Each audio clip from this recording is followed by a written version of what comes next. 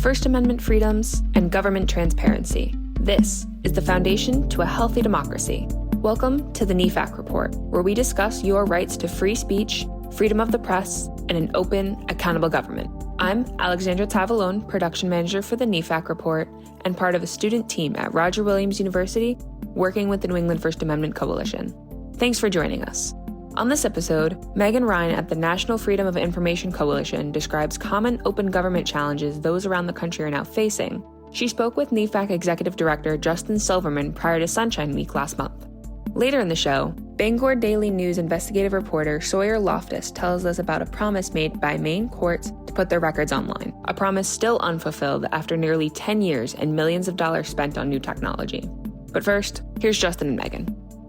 Thanks for being here, Megan. Happy Sunshine Week to you, or perhaps it's more cause for concern than celebration. You and I were going to be at the Sunshine Fest in DC talking about a lot of transparency, open government issues. You're going to be giving a discussion about a number of issues faced by those in every state.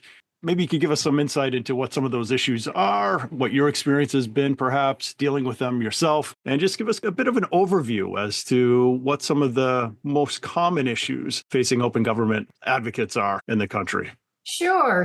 So I think right now there are some specific issues, and I'll get to those in a second, but I think it's important for people to realize the atmosphere right now is that what's going on at the federal level is sucking the oxygen out of the state level, which, has its problems from a accountability standpoint, but also it has its problems from just a citizen engagement standpoint, that we at the state coalitions who work on open government issues, it's hard to get the attention of the public about the importance of transparency, of access to records, access to meetings, when they are so focused on what's going on in Washington. Then there's certainly some specific issues.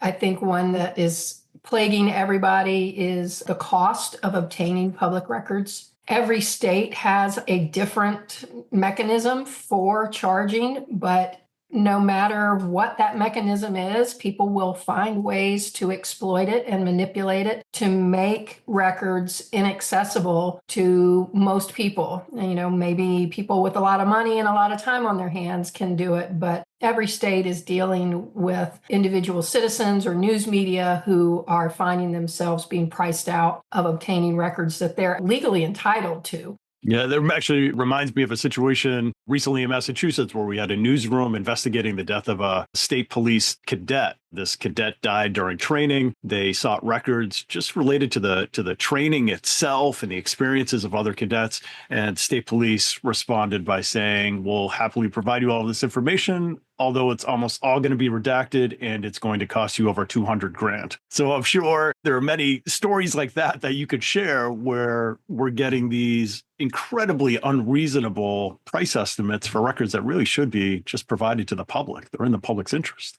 Yeah, and I do think fees are used by bad actors as a deterrent. There's a caveat there, though, in that, one, yes, there are also bad actors as requesters who are trying to, stick it to the government, make it hard on them and all that stuff. But worse still is that, and this is one of my other, issues I was going to bring up, is that we're just drowning in electronic records. And so even ordinary requests can really balloon in terms of the volume of records that are going to be produced for a relatively simple request. And all those records have to be reviewed and they get redacted and so on and so forth. And so I remember 25 years ago, we were like, oh, electronic records and email is going to make everything so much better because we can search for them and, we don't have to go make copies of them. But it's now because we use email for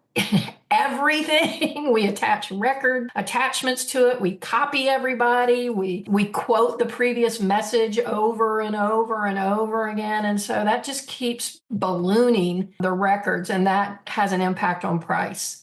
Megan, let's talk about this for a little bit because you're right. And this is a really good point, particularly with electronic records. There can be a significant burden on agencies to go through all of these records to make sure they're properly reviewed. There's a lot of time and money involved. While this is going on, there are some efforts by states to create new laws that deal with what they would term to be harassing or vexatious requests. Right. So tell us a little bit about that. The term vexatious requester keeps popping up, which just kind of cracks me up because whoever uses the word vexatious in any other context, but that's based on the notion of that bad actor I mentioned earlier. There are those people who are using public records laws to try to grind the government to a halt. Those kinds of restrictions, those attempts to try to deal with those kinds of requesters really threaten to throw the baby out with the bathwater because you start getting into trying to, what is a vexatious requester? Is it someone's intent?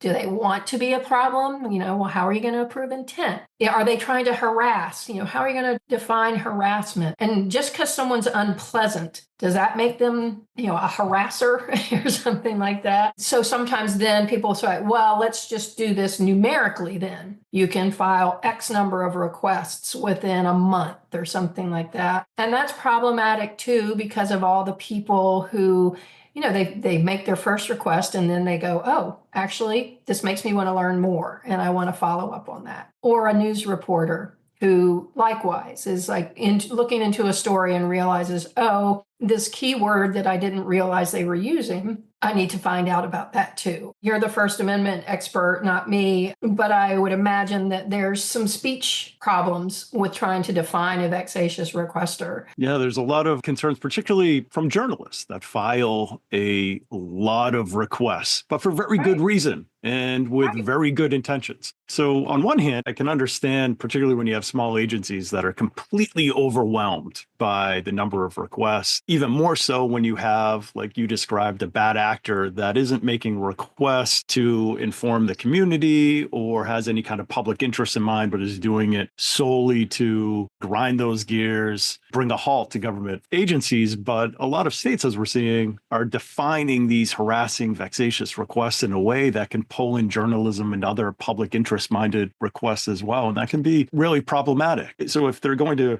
create any kind of new law that deals with this, there's a very fine line that needs to be walked, if that balance can be found at all. I don't really know how you balance it because you mentioned journalists, and certainly that is an important distinction, but it also implicates John Q. Public, who wants to know why the sewage treatment plant is going to be built next to his farm.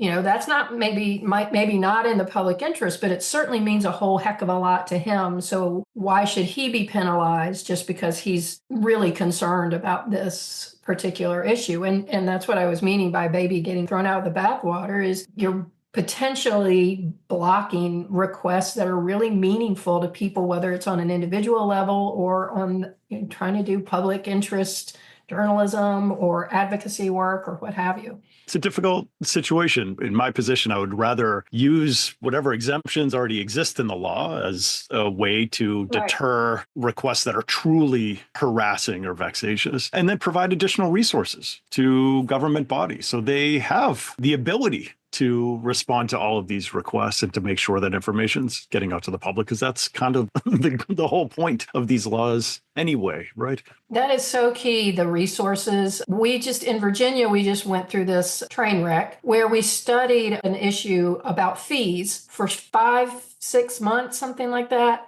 And we had this bill, it goes through the legislative process, and the bill included with it a budget amendment to get some resources in the hands of particularly local governments so that they can process these more easily, whether that means getting the technology or whether it means hiring people. And in the end, on the very last day that it was up for passage, it got killed by a group of people who said, well, the bill doesn't deal with these vexatious requesters. So it's all tied together.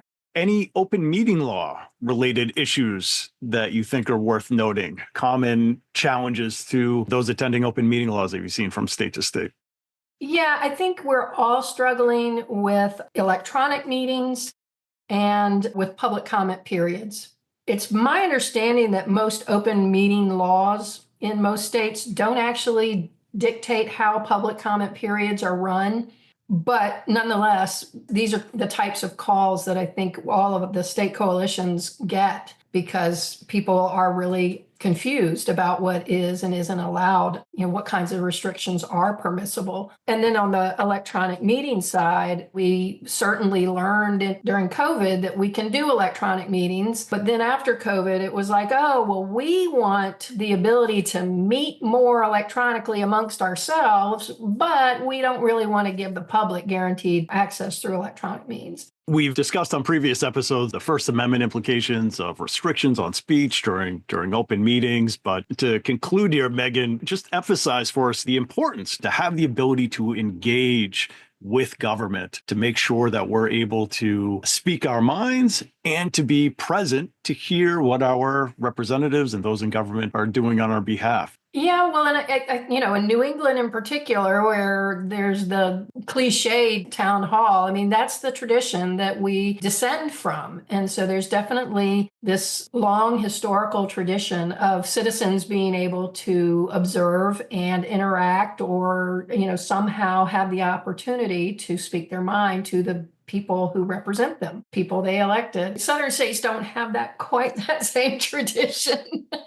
But it's still the same notion. And I think just about every public meetings law around the country has a policy statement. And in that policy statement, it usually says it exists so that the public can witness the operations of government, not just, be told things. And the big part of witnessing it is being in the room where it's going on, and then being able to share their thoughts with their elected officials when there's time and when it's appropriate.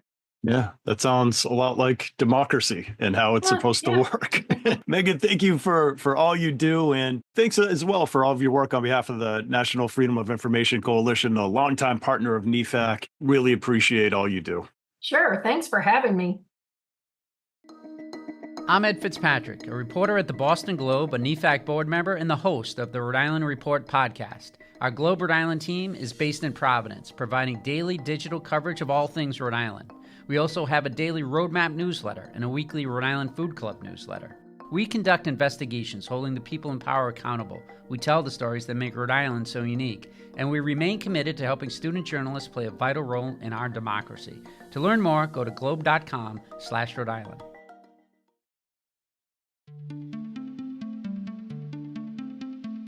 Hey, this is Alexandra again. If you want to learn more about the topics being discussed in this episode, please take a look at our show notes. A link is provided wherever you're listening to this podcast. These notes include NEFAC resources, research on the issues mentioned by Megan, and so much more. Now, let's hear from reporter Sawyer Loftus about a promise made by the Maine judiciary nearly a decade ago, and why those in the state are still waiting for the court to make good on its word. Thanks for being here, Sawyer. Last episode, we discussed the issue of online access to court records in Vermont and some of the changing policies that we're seeing there. We have a similar situation in Maine, though, with some pretty big differences in that policy was officially made almost 10 years ago now to take all of the records we could get inside Maine courthouses, put them online. And we're now nearly 10 years past that announcement, and we're no closer to that goal. And millions of dollars have been spent in this endeavor, and we have very little, if anything, to show for it. So I'm going to have you discuss all of those issues and particularly how that's problematic within the scope of your job as a journalist, Sawyer. But first, catch us up to speed. Start us with the history of this issue going back 10 plus years and bring us to cart.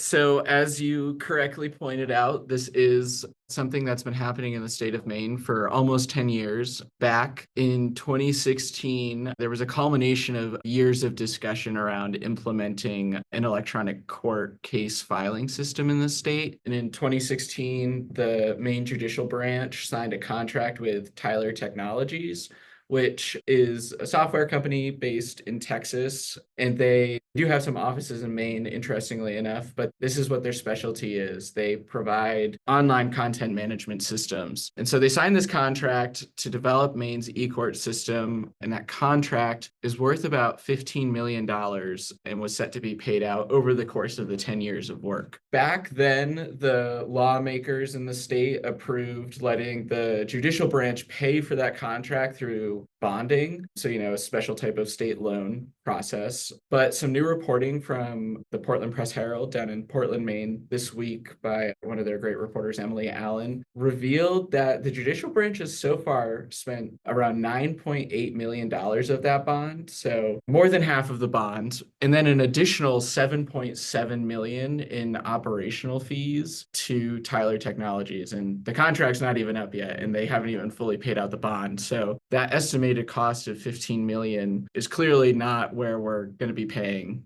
And so the real push here back in 2016 to create the system was because Lee correctly pointed out that Maine is one of the last states in the country that relies almost entirely on a paper-based court system, which is kind of crazy to think about, even back in 2016. The federal courts have been online for a while, and access through Pacer is typically pretty easy, but nothing like that existed in Maine in 2016. Initially, the goal was to have a similar system as the federal courts, where you could quickly and easily access court files for research purposes or journalism purposes. And then on the flip side, folks interacting with the justice system could file cases. It's a one-stop shop. And so that original system that was pitched and promised by the Maine judicial branch was supposed to be similar in function to the federal courts. But, almost 10 years later, it is not quite ending up like that. There was actually a hearing that I was at on behalf of NEFAC, speaking to Supreme Court justices about the need to take all these records, put them online. And I was there, a number of reporters were there, other open government advocates. We were all there with our best arguments in hand.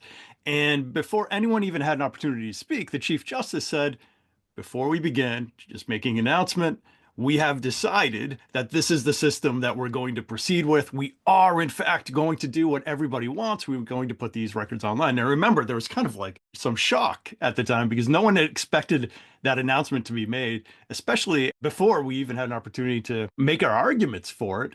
So at that time, there was a lot of optimism and a lot of hope that in the years to come, this system would be created. Millions of dollars have been spent since then. And to the court's credit, some records have been put online, and we have taken some steps forward to ultimately have the online system that we were promised in 2023. Most of that progress was then eliminated out of some security concerns that the court hasn't been very clear about. NEFAC has sent a letter asking for some more details about those security concerns and when we can see the limited online access that we had restored, and we haven't received a response. We're almost a decade into this process here, and we have perhaps less access online to records now than we did going back to 2016. Tell us now, though, how that impacts your work, and not just your work as a journalist, but how it also impacts generally the public's right to know about the court system and why it's so important that ultimately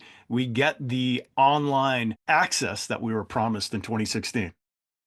Speaking first from the perspective of a journalist, I work with records all the time. I love and live in a land of public records and public access. And initially, before 2023, it was really easy to access the records I needed to online in the immediate Bangor area from the courts. I hardly ever had to go to the courthouse. But since 2023, I almost never use the e-file system that exists online. So right now, there are two different ways that you can look at records online through the Maine e-court system. One is the older, outdated version called Odyssey, and then the other one is this newer search function that they're trying to introduce called Research.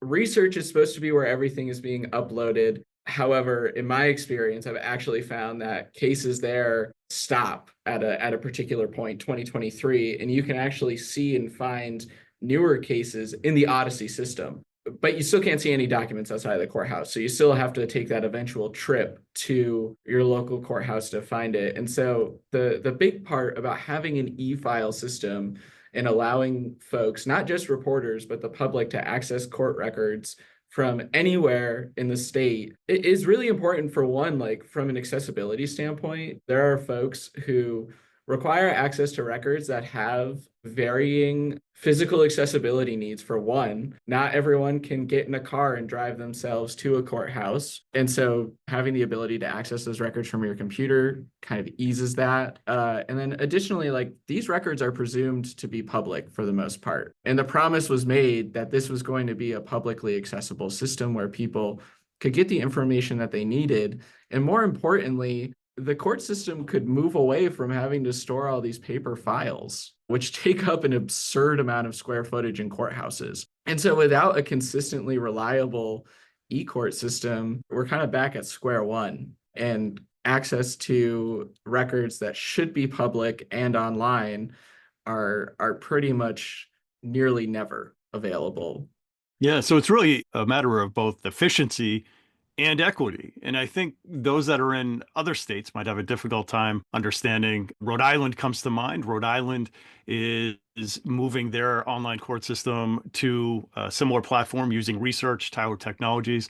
Rhode Island's a small state. If you had to go from one courthouse to the next, very inconvenient. And maybe some people have some transportation issues, but a different story when you're in Maine, much larger state, a lot more distance between those courthouses, much bigger burden. So efficiency, equity, certainly driving this process to get all records online, get away from paper records. Our position all along, as far as NEFAC is concerned, is that what's public is public. And if you can get it at a courthouse, you should be able to get it online. Why do you think that's important? Wrapping up here, Sawyer, to make sure that we hold true to that principle that if document is public, it should be public everywhere. And there shouldn't be any restrictions as to whether or not we get it online, in the courthouse, or otherwise. So I think foundational to our democracy is public participation and public oversight of a government that is largely, represented by the people. And one of the best ways to do that is by accessing and requesting public records. Now, in the state of Maine, the judicial branch falls outside of our public records law. So they have their own set of public access rules. And right now, it is a challenge to even get the court system to consistently follow those public access rules. They have deemed records public, but I challenge the idea of what they consider to be public if you have to jump through so many hoops just to access a simple piece of paper. For example, you can still go to the courthouse and request to look at cases, but it's been my experience that more times than not, a court clerk will not pull up a case if you don't have a docket number. How are you supposed to get that docket number if you are not at court every day listening to what is happening? The ideal situation would be that you can use the e-file system to access that docket number and then bring it to the courthouse to try to pull that record. But you can't even do that. In some places, I've been charged a search fee of $20 if I only have a name of a person. So the clerk will literally type into their computer. It's not like they're going back to the file room and like digging through the cases physically. They're sitting at a computer inputting a name, and I could have been doing that at my office. People could be doing that at home. So the court system made a promise to the people of Maine in 2016 that we were going to make these records accessible. And that's just not what's happened for a variety of reasons. And I think the other important thing to consider here is the amount of money spent. We're talking about, in the end, it's supposed to be slated to be around a $15 million program. We've already spent close to 10 on just the rollout, and then an additional 7.7 million in administrative costs. That is going to push us over the $15 million target that the Maine people were promised. So I think that there's a bit of a discussion that could happen there around how this money is being spent and was it the most efficient use of taxpayer dollars. Yeah, well said. One final thought here as we wrap up. This brings back the idea of this concept called practical obscurity, which was very, very much part of the policies within courts many years ago. We've gotten away from it, and what that means is practical obscurity, meaning if you might have public records that you could easily get in the courthouse, but even though they are public and available to anyone in one form at one location, there are certain policies in place that restrict your access to those same exact documents online or in other formats. And In recent years, we've gotten away from some of those policies, but it seems like the situation here in Maine, that still very much exists. And I'm going to end here with a quote from attorney Sigmund Schutz, who's been a longtime board member of NEFAC. What Sig at the time said was, quote, "The public does not benefit from a secret court system operating in obscurity with meaningful access limited only to persons deemed worthy of finding out what's going on." And unfortunately, that is the situation that we continue to deal with in Maine. Sawyer, thanks so much for being here and walking us through the history and the ongoing issues that we're dealing with when it comes to online access to court records. Thanks again for listening to the NEFAC Report. Join us next time when we speak with NEFAC mentor and Boston University professor Megan Irons about her experience with student journalists and the difficult, though vital, role that they play in our communities. Here's your preview. This is where I see student journalists being so instrumental in filling those gaps, offering newspapers that lack finances to hire, multiple people to cover their local government, but offering them talented journalists who are out there looking at the issues in the various communities. We'll also hear from Senior Legal Counsel for the Student Press Law Center, Mike Haston, about a Tufts University student who was detained by federal immigration authorities because of an op-ed she wrote last year. And Ramesa's op-ed piece was fully protected speech. There's not even a sliver of doubt that there was anything other than just 100% protected speech in that op-ed. This program is produced by the New England First Amendment Coalition in partnership with Roger Williams University's Communities of Hope and under the guidance of Professor Bernardo Mata. I want to give a huge shout out to our student team. David Peters and Matthew Downey for the editing, Anna Pellegrini for program logos, Will Feingold for music, Sarah Price for the show notes, along with Brianna Frysora and Lex Benson Amaranti for production assistance. We'll see you next time.